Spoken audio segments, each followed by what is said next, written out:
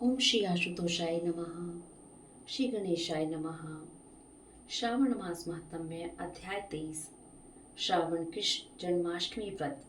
भगवान शिव बोले, हे सनत कुमार, श्रावण मास के कृष्ण पक्ष की अष्टमी की अर्धरात्रि को वृषकालीन चंद्रमा में इस योग के आने पर देवकी ने कारागृह में वासुदेव पुत्र कृष्ण को जन्म दिया। वैसे सिंह राशि का सूर्य पड़ने पर उत्सव का आयोजन किया जाना चाहिए। पहले सप्तमी को प्रातः शौच व दातुन से निवृत्त हो अल्प मात्रा में भोजन ग्रहण करें। रात्रि को स्त्री संसर्ग से बचें, फिर प्रातः व्रत नियम से रहें। अष्टमी को सारा दिन भगवान श्री कृष्ण के लिए व्रतधारी रहें। इस प्रकार सांसारिक प्राणी को 7 जन्मों के पापों से मुक्ति मिल जाती है। पापों से मुक्त हो गण सहित वास करना ही व्रत कहलाता है। अष्टमी वाले दिन व्रती को तिल सहित पवित्र नदी में स्नान करना चाहिए। शोभन प्रदेश में देवी का सूती का ग्रह स्थापित कर उसे विभिन्न प्रकार के फूलों से सुसज्जित कर वहां पर कलश रखकर उसको फलों से सजाकर पुष्प चंदन अगर कपूर धूप दीपों की माला से शोभायमान बनाएं। नित्यवाद गायन से कृष्ण कीर्तन करें। दीवार के एकदम मध्य में षष्ठी देवी के साथ कृष्ण भगवान को स्थापित करें। अपनी अर्थ शक्ति के अनुसार यह प्रतिमा मिट्टी, तांबे, पीतल, चांदी, सोने की बनवानी चाहिए। यह सभी रंगों से रंगी हुई हो। ऐसी सर्वलक्षण वाली प्रतिमा के साथ शैया पर प्रसूता की प्रतिमा भी स्थापित करें। उस प्रसूता प्रतिमा के साथ बाल कृष्ण को भी स्तनपान कराते हुए दिखलाएं। प्रसूता और बाल कृष्ण के साथ देव, यक्ष, विद्याधर तथा अमरों की हाथ जोड़े हुए मूर्ति स्वरूप अंकित करवाएं। साथ ही तलवार ढाल लिए हुए वासुदेव को भी स्थापित करवाएं।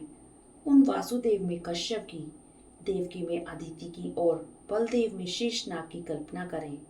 नंद, दक्षपति, ब्रह्मा, गर्ग, गोपियां, अप्सराएं, गोपद, कालनेमी और उसके भेजे हुए असुर, विषासुर, धेनु, कुवलिया पीड़ तथा अन्य सूर्या असुर भी वहां पर चिन्हित किए जाने चाहिए। भगवान कृष्ण द्वारा अपने जीवन काल में किए गए कृत्य भी भली प्रकार से लिखकर पूजित किए जाने चाहिए। लगातार वेणु वीणा विनोद के साथ गाती हुई अप्सराओं द्वारा पूजित तथा श्रृंगार दर्पण, दधी, कलश, दुर्वा आदि धारण किए सुरों से सेवित प्रसन्न वदन वाली देवकी अपने पुत्र सहित प्रसन्न वदन शैया पर विश्राम करते हुए दिखाएं। विश्व ज्ञाता को पाप नाशवान मान शुरू में प्रणव और आखिर में नमः लगाकर चतुर्थ सहित भिन्न भिन्न नामों से कीर्तन करें। देवकी, वासुदेव, बलदेव, यशोदा, नंद सबकी भिन्न भिन्न रूप से पूजा करें।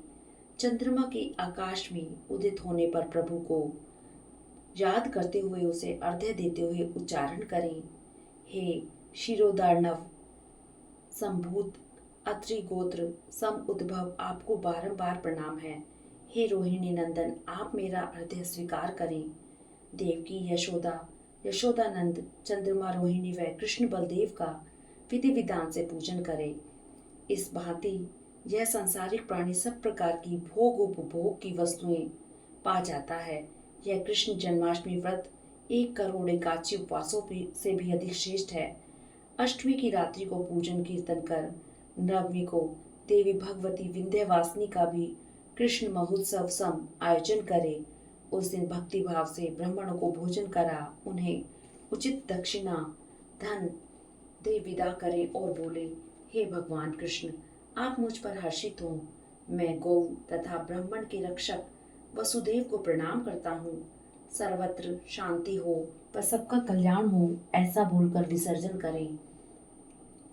तब मौन धारण कर रिश्तेदारों के साथ स्वयं भी भोजन करें। इस प्रकार जो प्राणी प्रत्येक साल यह उत्सव मनाता है वह निरोग एवं असाधारण सौभाग्यशाली बनता है। वह अपने परिवार सहित वैकुंठ पाता है। शंकर जी बोले, हे पुत्र, अब मैं तुमको उद्यापन विधि विस्तार से बतलाता हूँ।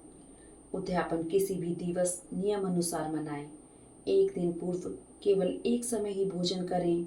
उस दिन सोते हुए भगवान विष्णु का स्मरण करें।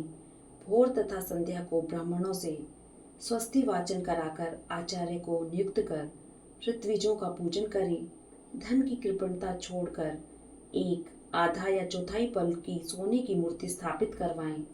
उन पर मिट्टी अथवा तांबे का कलश रखवाकर उस पर चांदी या बांस का पूर्ण पात्र रखवा दें। उसे कपड़े से ढककर व्रती को उस पर वैदिक या तांत्रिक मंत्रों की सहायता से 16 उपचारों से पूजा करनी चाहिए।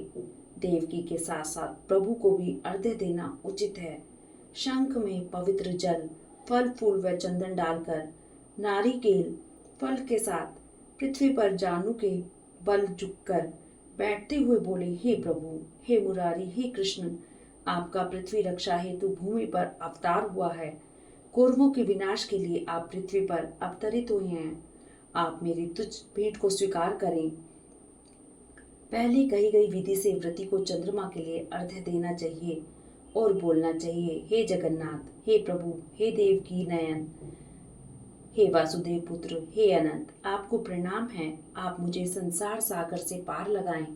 इस तरह विनती कर रात्रि जागरण भी करें। आने वाले दिन प्रातः प्रभु पूजा करके श्रद्धा भाव से मुख्य मंत्र से पायस तिल और शुद्ध घी से 108 बार होम करके फिर पुरुष सुख से हवन करना अनिवार्य है। होम के लिए इद विष्णु मंत्र का उच्चारण कर फिर पूर्ण आहुति होम आदि बाकी के कार्य पूरे करें। आचार्य की पूजा के लिए भूषण आच्छादन का प्रयोग करें। व्रत पूरा होने पर उन्हें एक कपिला गाय प्रदक्षिणा में दें। वह सुशीला, पयस्विनी, सवत्सा, सगुणा, स्वर्ण श्रृंगी, रोष्य, खुरा, कांस्य दोहिनी, युवा, पोती पूंछ वाली, पीठ जिसकी तांबे जैसी हो व गले में स्वर्ण घंटिका हो, ऐसी गोदान करने से व्रत पूरा हो जाता है। ऋत्वि जी को वर्णानुसार ही श्रेष्ठता जानकर दक्षिणा प्रदान करनी चाहिए। 8 ब्राह्मणों को प्रेम सहित और एक चितो भोजन देना चाहिए और 8 जल से परिपूर्ण कलश भी दान में दें। तब उन ब्राह्मणों से आज्ञा लेकर अपने रिश्तेदारों सहित स्वयं भी आनंद पूर्वक भोजन ग्रहण करना चाहिए। शंकर जी बोले, हे वत्स, इस विधि से व्रत एवं उद्यापन करने से प्राणी सब दोषों से मुक्त हो जाता है। वह उसके समस्त दुष्कर्म नष्ट हो जाते हैं। वह इस लोक में भी अनंत काल तक भोग उपभोग कर मरणों उपरांत वैकुंठ पाता है। इस 23वें अध्याय के पाठ श्रवण से दुष्कर्मों का नाश, चिर ऐश्वर्य व मोक्ष की प्राप्ति होती है। हरिओम तत्सत, हरिओम तत्सत। ओम नमः शिवाय। ओम पार्वती पति हर हर महादेव की जय।